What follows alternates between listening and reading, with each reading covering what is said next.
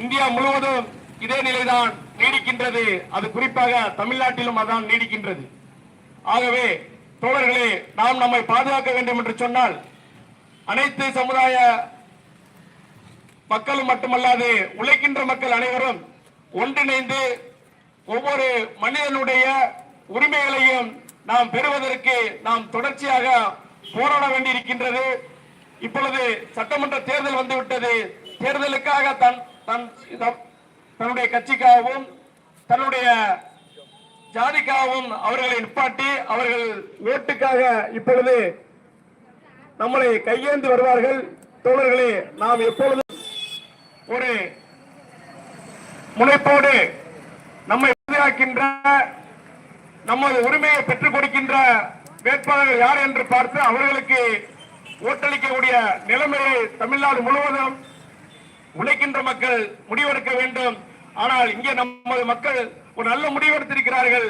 நாங்கள் காவலர்களை கைது செய்யவில்லை என்று சொன்னால் நாங்கள் வருகின்ற சட்டமன்ற தேர்தலில் ஓட்டை புறக்கணிப்போம், தேர்தலை புறக்கணிப்போம் என்ற ஒரு உறுதிமொழியை ஏற்று இந்த தொடர் போராட்டம் என்பது நடந்து கொண்டிருக்கின்றது.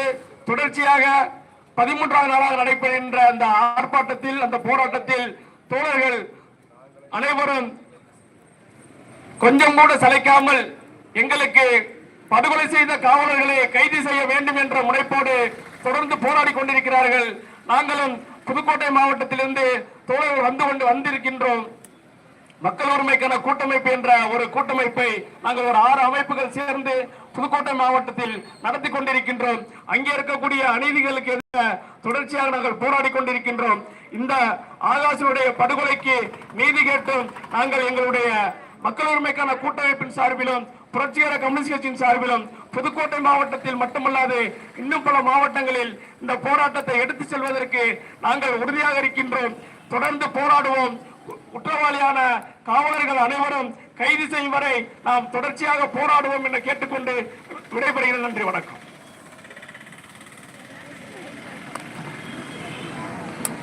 தமிழ்நாடு தேவேந்திர வேளாளர் சங்கம் பொதுச் செயலாளர் அண்ணன் ஹரிராம் குடும்பனர் அவர்கள் கண்டன ஆற்றுவார்கள். அதற்கு அடுத்தபடியாக பகுஜன் தமிழ் மாநில பகுஜன் சமாஜ் கட்சியைச் சேர்ந்த தோழர் கருணாநிதி அவர்கள் உரையாற்றுவார்கள்.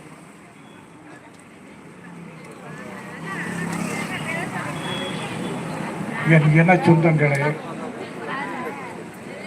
13 நாட்களாக பசியும் பட்டினியுமாக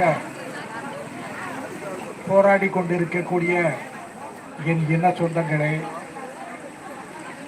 இன்றைக்கு அருமை தம்பி ஆகாஷ் அவர்கள் காவல் நிலையத்தில் வைத்து காவல் புரியக்கூடிய பயங்கரவாதிகளால் படுகொலை செய்யப்பட்டிருக்கிறார்.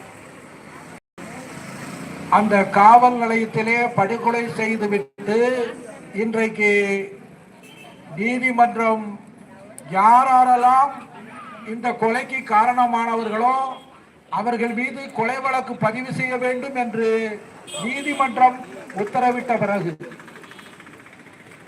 அந்த பயங்கரவாத காவலர்களை, கொலை செய்த கொலையாளிகளை ஏன் கைது செய்யவில்லை என்றுதான் எங்களுடைய கேள்வி. இந்த சமூகம் சாதாரண சமூகம் அல்ல. இந்த சமூகம் ஒற்றுமைக்கு பெயர் போன ஒரு சமூகம். தேவேந்திர குல வேளாளர்கள் ஒரு காலத்திலே ஆண்ட பரம்பரையாக இருந்தாலும் கூட இன்றைக்கு ஒற்றுமையை கட்டி காத்து ஆகாசுக்கு நடந்தது நமக்கும் நடக்கும்.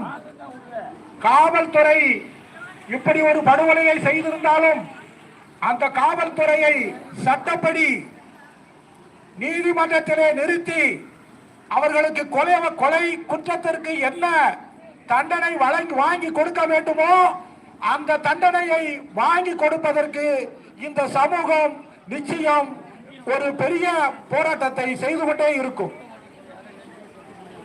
திருநெல்வேலியிலே காவல்துறை எப்படின்னா, நீதிமன்றத்தில் ஒரு கொலை நடக்கிறது திருநெல்வேலியிலே.